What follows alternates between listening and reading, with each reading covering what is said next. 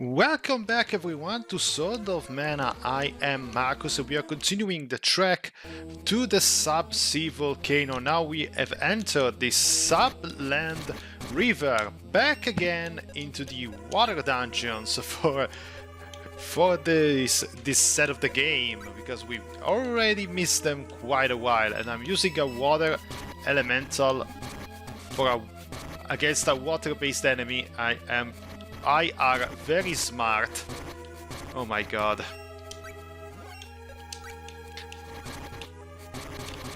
Yes, fire works. Oh yeah. Now I am more than happy with how things turned out. Ooh, nice attack. Too bad it doesn't do shit against me because it's magic based.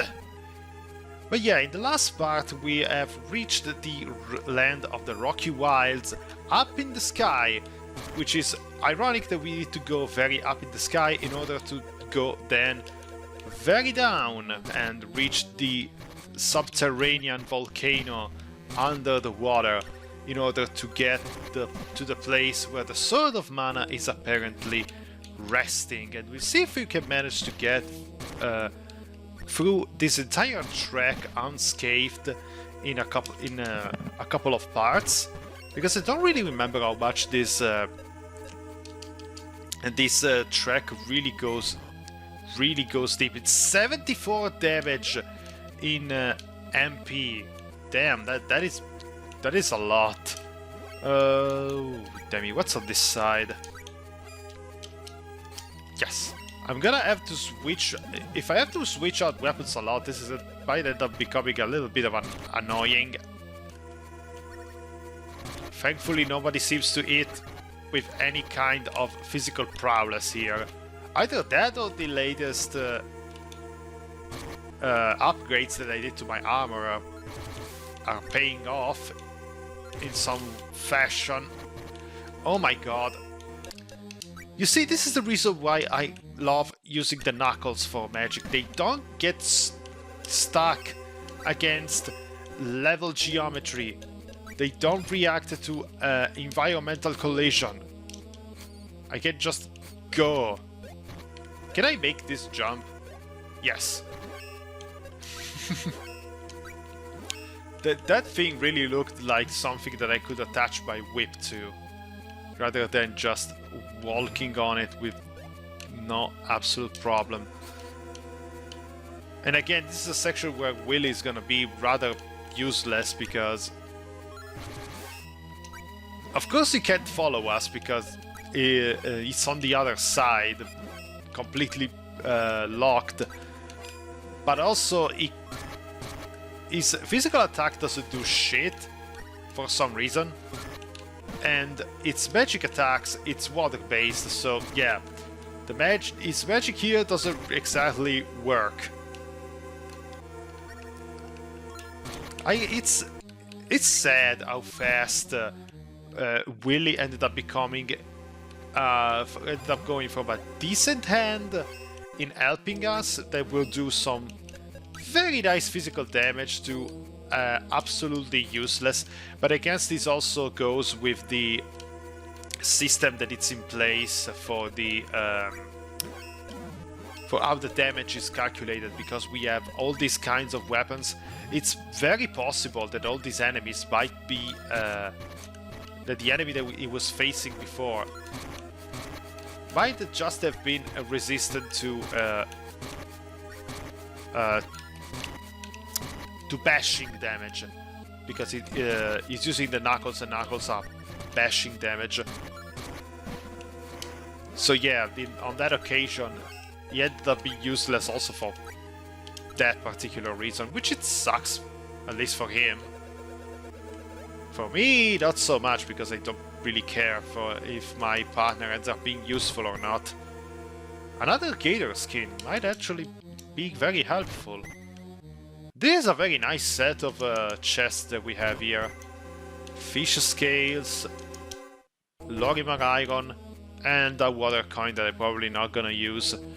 I wonder if we have completed the set of coins. I might actually go back to Jad and meet that guy that was collecting them all. Maybe. Ooh, this guy is resistant to fire. Let's see, maybe earth? Yes, earth. This is fun. As much as it's getting monotonous to me just standing here and mashing this this singular type of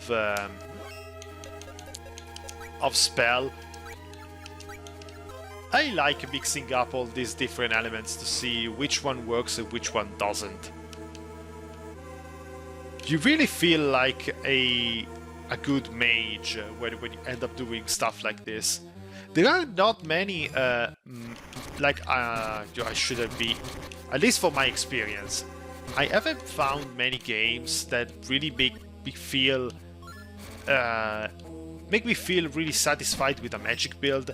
Granted, I am not a fan of Western RPGs that are probably the ones that give you the most freedom with building classes as I see fit to my preference. So yeah, that I may be shooting myself in the foot right there.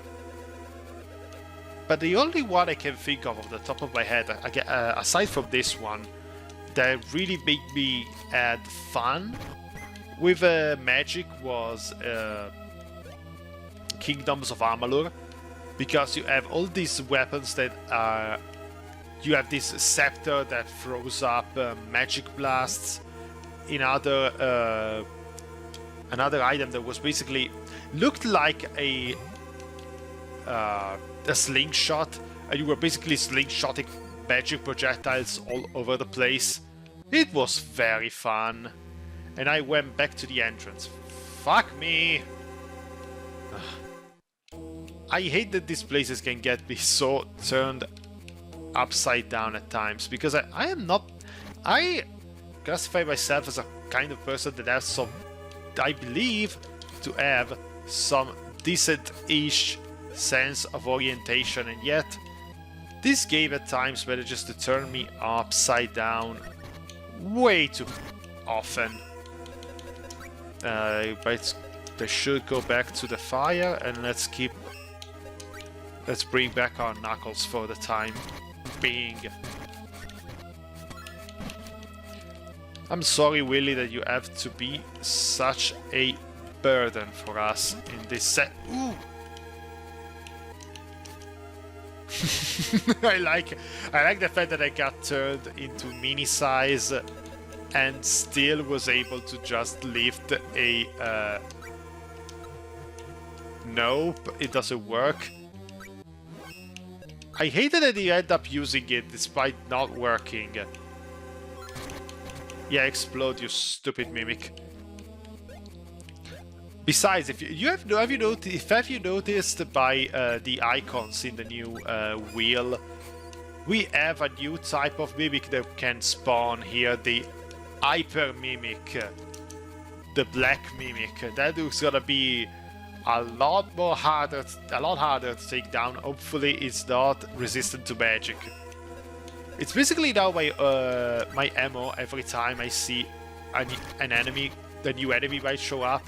My sense of reasoning is, I hope this guy is not resistant to magic.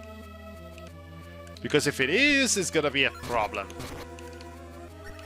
Now, where did I go last time? I went... Yeah, Ooh! I can drain... Maybe? Is that thing open forever now? Or was just a... Did I got sent back down here as a punishment? I think we gotta discover it pretty soon.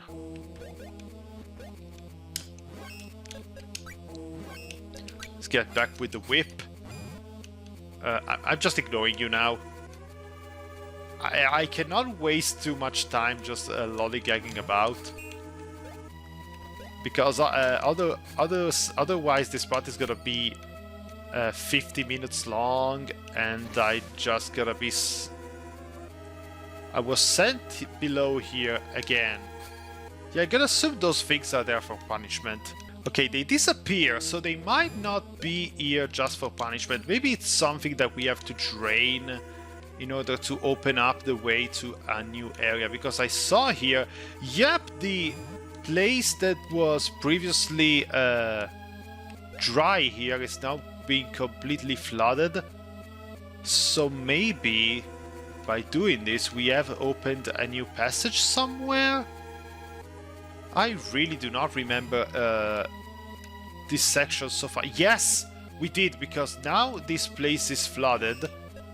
And if we go up here, the place over on the upper side has been completely drowned out.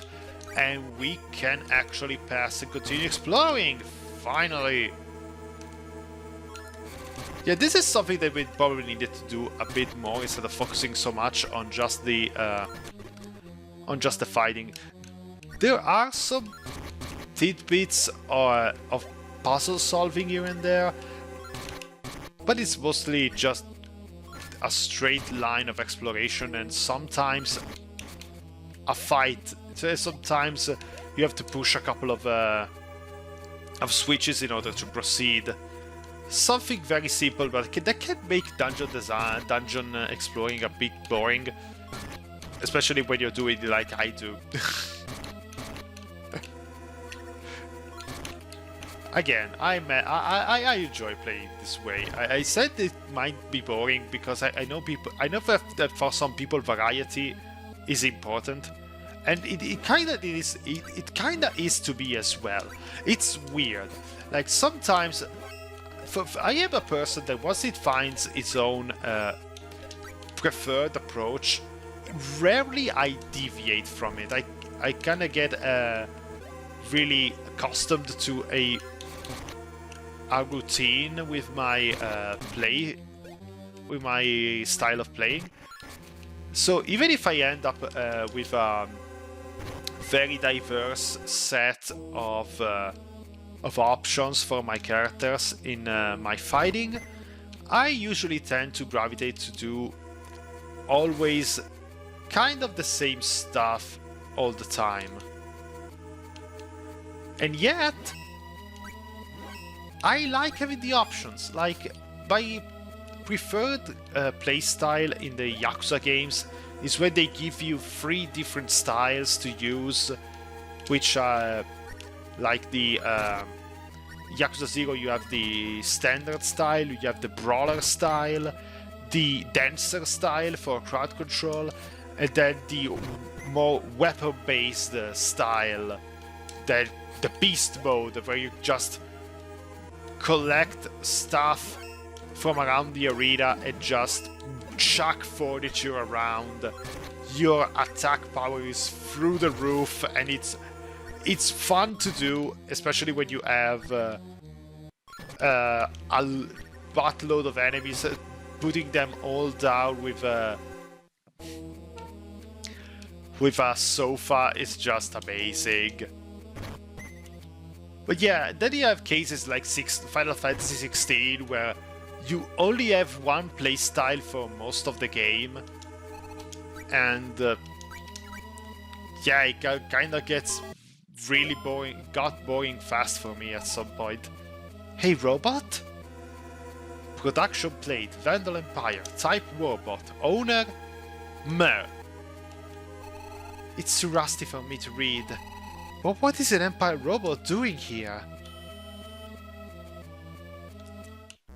Oh damn. What is it doing?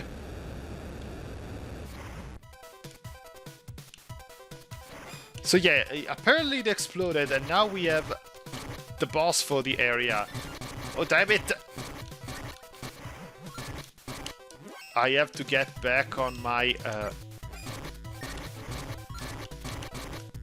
my weapon. Yeah, Wally got destroyed by this thing.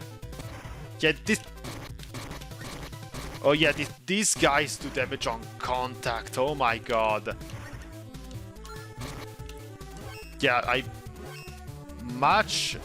I think it's better for me to just focus on getting this guy killed rather than actually trying to face those piranhas.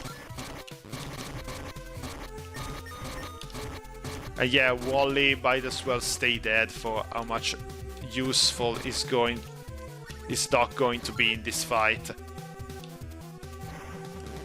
Now, where the fuck is that Kraken? Ah, there it is. Okay, we found the weakness. Now we just have to be careful while playing this very long game of whack-a-mole. Oh, damn it. Yeah, this is gonna... Ooh! Did it just tail sweep me off the freaking floor? What an asshole! Where are you, you stupid Kraken? Okay, I saw the shot of ink. Now I can't actually find him this way. It's gonna be... There you are. I have to run. I have to run up to God that I get to his location while his head is up in the air, and then be quick enough to just fire my magic. Maybe the autopilot of the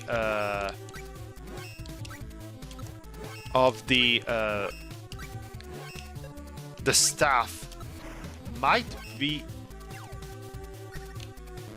useful here. I might as well give it a try. Let's equip the... Where it is, the staff. Yes.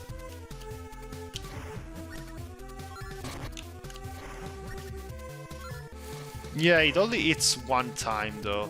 But at the very least it goes there. No, it doesn't! I'm sorry, Gauntlet, I never should have doubted you. I mean, it's not like I'm doing that much more damage with the Gauntlet, because it really depends on when and how I manage to, yes, to find it. Because if I find it when he just put his head out in the open, then I can score multiple hits. Otherwise, yeah, it's gone. Thank God. Okay, so now we are somewhere below. You have to walk your way back. Oh yeah, thankfully it didn't take long to finally reach back this area once again. So the road is open now, and I feel, yeah, this way is the sub-sea volcano. So now we're gonna take a small break, and we're gonna see next time we're gonna start exploring the sub-sea volcano. I am Markus. I'll see you in the next video. Take care of yourself and have a very nice day.